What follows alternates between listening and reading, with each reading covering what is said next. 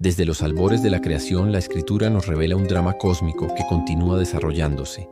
Dios, el soberano de todo cuanto existe, creó a seres angélicos dotados de inteligencia y voluntad. Entre ellos, Lucifer, el más excelsamente formado, se rebeló, arrastrando consigo a un tercio de los ángeles.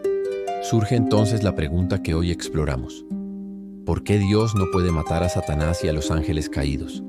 No se trata de limitaciones en el poder divino, sino de la lógica misma de la naturaleza espiritual que Él creó y del propósito redentor que sostiene la historia humana. Para comprenderlo, debemos adentrarnos en el carácter de Dios, la ontología de los espíritus angélicos y el plan de justificación que abarca la realidad visible e invisible. Los ángeles, como toda creación, tienen su origen en Dios. Colosenses capítulo 1, versículo 16. Fueron formados como seres espirituales inmortales, no sujetos a muerte natural. Así como nuestra alma no sería destruida si morimos, sino que continúa en otro estado, los ángeles gozan de una existencia imperecedera hasta el juicio final. Su inmortalidad no es un privilegio ilícito, sino una característica intrínseca de los seres espirituales. De este modo, cuando pecaron, no fueron consumidos al instante ni desintegrados por decreto divino. Más bien quedaron confinados en una suerte de prisión espiritual, aguardando el día de su ejecución definitiva, según las palabras de Pedro. A los ángeles que no guardaron su dignidad, reservándolos en prisiones eternas para el juicio del gran día. Segunda Pedro capítulo 2, versículo 4.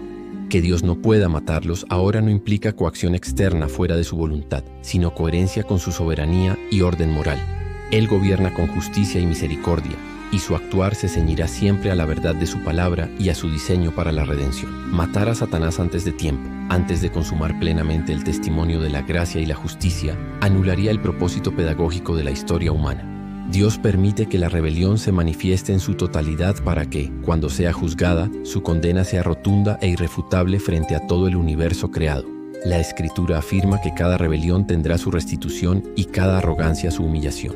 La paciencia de Dios revela su deseo de que todos se arrepientan. Segunda Pedro capítulo 3, versículo 9. Y al aplazar el acto final, da espacio para la proclamación del Evangelio y la redención de los hombres. La justicia divina requiere un debido proceso. En la tierra, las naciones y los tribunales respetan ese principio. No se ajusticia al culpable sin evidencia ni juicio. De modo análogo, en el ámbito espiritual, Satanás y los ángeles caídos enfrentan un juicio que se consumará, según Apocalipsis capítulo 20, versículo 10, cuando sean lanzados al lago de fuego. Hasta entonces, su existencia sirve como advertencia viva de las consecuencias de la soberbia y la rebelión. Dios, al mantenerlos con vida en este interludio, subraya la gravedad del pecado y la necesidad absoluta de la intervención redentora de Cristo, quien venció al tentador en la cruz y le arrebató parte de su poder. Colosenses capítulo 2, versículo 15. En las narraciones bíblicas vemos que Satanás obedece ciertos límites. No puede actuar más allá de lo permitido por Dios. Cuando le tocó aliarse con Job para tentar al justo, debía contar con el permiso divino. Job capítulos 1 y 2. Esta restricción no apunta a una atadura arbitraria al poder de Dios, sino a la estructura misma de la interacción entre Dios y la creación. Él establece fronteras, no porque carezca de poder para destruirlos en aquel momento, sino porque su carácter justo y fiel guarda un orden moral en el que ni un ángel ni un demonio pueden salirse del marco permitido mientras la historia del mundo se despliega. ¿Por qué entonces no los destruye ya? Porque el plan de Dios implica llevar a cabo una redención que trasciende el castigo inmediato.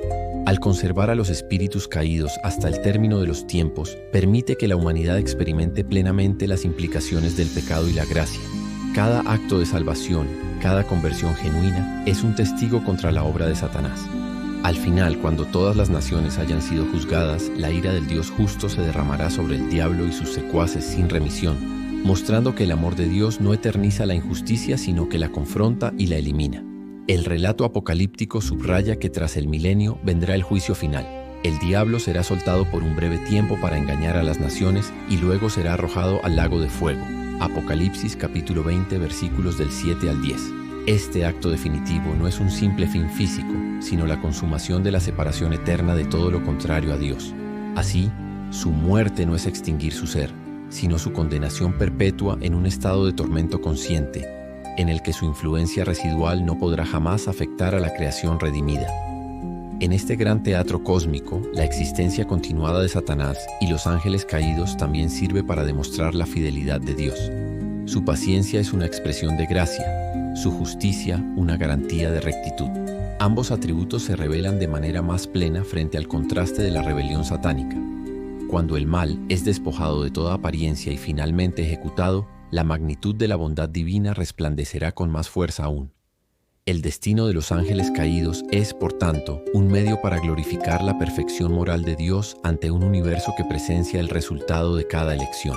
Para nosotros, creyentes, esta verdad invita a una reflexión profunda sobre la naturaleza del pecado y la victoria de Cristo. Si Dios no destruye a los demonios de inmediato, es porque su misericordia sobrepasa nuestro entendimiento y su plan de salvación trasciende la simple eliminación del mal. Cada día de gracia que vivimos es un testimonio de su paciencia y una llamada a participar en la proclamación del Evangelio. Somos, en cierto sentido, portavoces en el conflicto espiritual, donde las potencias de las tinieblas y las huestes celestiales están en tensión hasta que Cristo reciba dominio completo. Finalmente, al contemplar la inmortalidad de los espíritus y la garantía de su condenación final, hallamos consuelo en la fidelidad de Dios.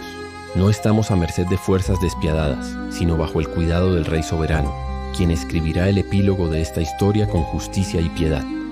Por ahora, Él nos llama a perseverar, a vivir conscientes de la batalla espiritual y a proclamar sin temor que, aunque el enemigo aún exista, su derrota ya está sellada en la cruz. Así, comprenderemos que la vida extendida de Satanás y los ángeles caídos no es un descuido divino, sino la pincelada maestra en el lienzo eterno del plan redentor de Dios.